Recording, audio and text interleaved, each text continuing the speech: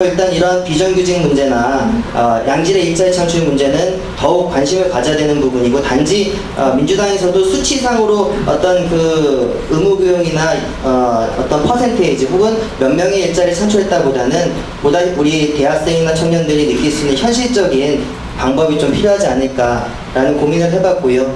예, 그러한 차원에서 또 지자체에서 저희 같은 경우에는 지금 청년 창업 지원 조례를 좀 준비 중에 있습니다.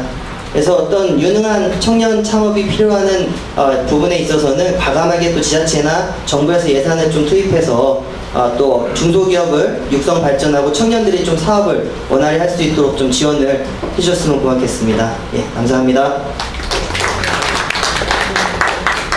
같은 청년이면서도 또 청년들을 위해서 같이 열심히 뛰어주고 계시는 분의 또 고충과 건의사항을 좀 들어본 것 같고요. 예, 저에게 조용히 말을 하겠다며 신호를 보내주신 분이 계셔서 마이크를 또 넘기도록 할게요. 예, 여기. 네, 하십시오. 좀 본인의 얘기를 가미하여 해주시면 더. 네, 안녕하세요. 저는 청년연합 36.5 대표를 맡고 있는 조용술이라고 합니다. 제 이야기를 가미해서 이렇게 말씀하시라고 했는데, 저는 하고 있는 일 자체가 연구나 공부 쪽을 좀 많이 하면서 청년 운동을 하기 때문에 그거에 대한 경험을 바탕으로 해서 이렇게 진행하도록 하겠습니다. 아무래도 지금 이게 민주당에서 이제 주최한 자리니까는 이제 민주당을 중심으로 해서 제가 좀 말씀을 드리면, 저도 이제 민주당에 이제 당적을 갖고 있어요. 당적을 갖고 이제 활동하고 있고, 그리고 실제로 이제 청년연합 36.5라는 곳에서도 신문고 프로젝트라는 걸 해서 이제 민주당 그 인사분 중에서는 이인영 최고위원하고 그리고 이제 신기남 전 의원하고 이 대담회를 해가지고 지금 라디오 21엔 TV로 해가지고 같이 공동 중계를 이렇게 하고 있습니다. 그 이야기 가운데 가장 제가 하고 싶은 말은 이제 청년 실업에 있어서 너무 이제 정치인들부터 해가지고 기성세대들이 너무 양적 중심의 그러한 일자리들만 얘기하는 것 같아요. 질이라는 거는 어디론가부터 이제 다 사라진 것 같고, 현재 지금 이제 4,320원으로 이제 최저임금이 되어 있는데, 이번에 4,580원으로 통과된 걸로 알고 있어요. 근데 이제 청년연합 36.5에서 저는 이제 최소한 30%는 인상을 해야 된다. 그래도 도시 근로자의 이제 절반 수준에밖에 미치지 못하는 그러한 임금이다. 이러한 목줄을 잡아서 이제 계산을 해봤는데, 4,320원씩 하루에 9시간 일하고 주 5일을 근무한다고 치면은 한 달에 이제 70에서 이제 80만원 정도의 급여를 받게 돼요. 아까 한쪽 그 청년분께서 말씀하셨던 것 같이 그 한 달 생활비가 이제 집값이라던가 생필품을 구입하는 게 60만, 70만원 이렇게 들어간다고 하면은 그 사람은 오로지 이제 먹고 자는 것밖에 못 하는 거예요. 근데 이러한 부분에 있어서는 실제로 정치인들이라던가 이런 분들이 제대로 터치를 하고 있지 않다는 느낌이 많이 들어요.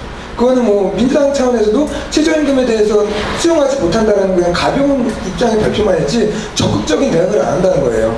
그리고 또 아까 우리 그 손학규 대표님께서 말씀하셨던 것 같이 그 일자리 부분에 말씀을 해주셨는데, 청년 공공 부분에 이제 일자리를 창출해가지고 실업 대책을 세우겠다고 말씀하셨어요. 굉장히 좋은 정책이고, 저 같은 경우는 지금 복지국가 소사이어티라는 곳에서 또 지금 홍보위원을 하면서 활동을 하고 있는데, 실질적으로 공공부문의 일자리, 지금 OECD 평균 수준의 복지 수준으로 올려가지고 일자리를 만든다고 할 때는 한 30만 개까지는 가능할 거예요. 근데 그 5년 뒤, 그 산업정책의 패러다임의 변화 없이 5년 뒤에는 어떻게 하실 겁니까? 실질적으로 단기적인 처방밖에 안 된다는 거예요. 근데 대기업 중심의 그러한 과조구조에서 중소기업 사람 중심의 일자리 구조로 안 넘어간다는 거죠. 이런 부분에 대한 대책들이 저는 좀 필요하다고 많이 생각을 합니다. 그렇기 때문에 이러한 부분에 있어서 먼저 고민을 하셔야 될 것 같고, 지금까지 대한민국 제가 이제 한 경제학 박사하고 또 대담회를 진행을 했었는데 이런 말씀을 하시더라고요. 대한민국은 이제 못난이 정책을 계속 구사하고 있고 앞으로도 그걸 구사해야 된다. 이 못난이 정책이라는 게 우리나라의 이제 환율 가치를 떨어뜨려가지고 계속 시장의 경쟁력을 높이자는 거거든요. 이제 물가 상승률이 높아지고 그게 실업을 바로 이어지는 부분인데, 이 부분이 이제 대한민국이 이제 2008년도에 내수 그 대외 경제 의존도가 이제 90%에 이제 이르는 수준에 이르렀었는데, 그럼에도 불구하고 아직도 이제 주류 경제학자들이 그런 못난이 정책을 구사한다는 거예요. 근데 저는 그거에 맞대면서 이제 큰바위 정책이라는 말을 했었는데, 우리나라가 이제 성장 중심의 정책으로 이제 소위 말하는 자유주의의 패러다임에 많이 갇혀가지고 너무 성장에만 치우쳤잖아요. 그러니까 머리가 아이들이 이제 막 뛰다가 잘 넘어지는 게 머리가 크니까 앞으로 쏠려가지고 넘어지잖아요. 저는 그걸 갖다가 이제 큰 바위 정책이라고 하는데 그러다 보니까는 실제로 우리나라가 너무 성장의 패러다임만 추구해가지고 앞으로 넘어질 수 있다는 거예요. 오히려 이제 산업 전반에 대한 모든 것들이 다 무너지고 실질적인 그러한 산업 정책의 패러다임을 제대로 구축하지 못하고 있다고 저는 생각이 들기 때문에 이러한 분배 정책에 대한 패러다임이 단순하게 복지 논쟁, 복지를 확대하겠다, 복지를 무상 복지를 하겠다 이런 논쟁보다는 분배 정책의 패러다임을 확실하게 민주당 쪽에서 이렇게 좀 구사를 해주셨으면 하는 마음에서 저도 이제 민주당을 좀 사랑하는 사람으로 이렇게 좀 강력하게 좀 말씀을 드리고 싶고 이런 부분에 대해서 좀 많이 이야기가 되었으면 좋겠습니다. 감사합니다.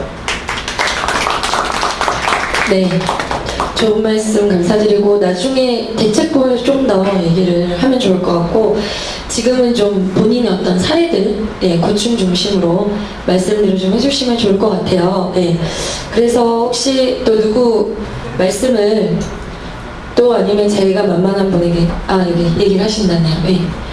그리고 여기 뒤에 분들도 말씀 부탁드릴게요. 네.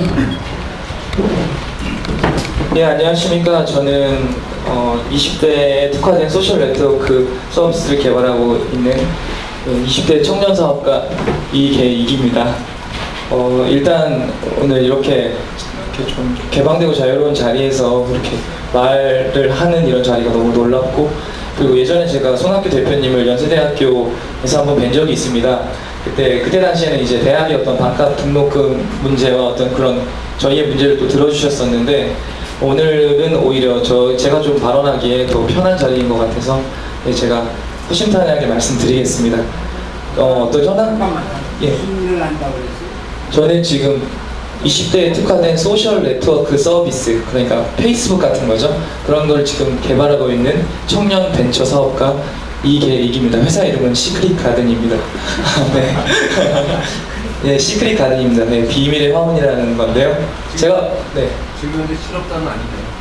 예, 실업자는 아니지만 뭐 제가 지금 하는 것이 굉장히 어려운 일이기 때문에 벤처라는 게 그런 거에 대해서 조금 말씀을 드리고 싶어서 제가 마이크를 잡았습니다.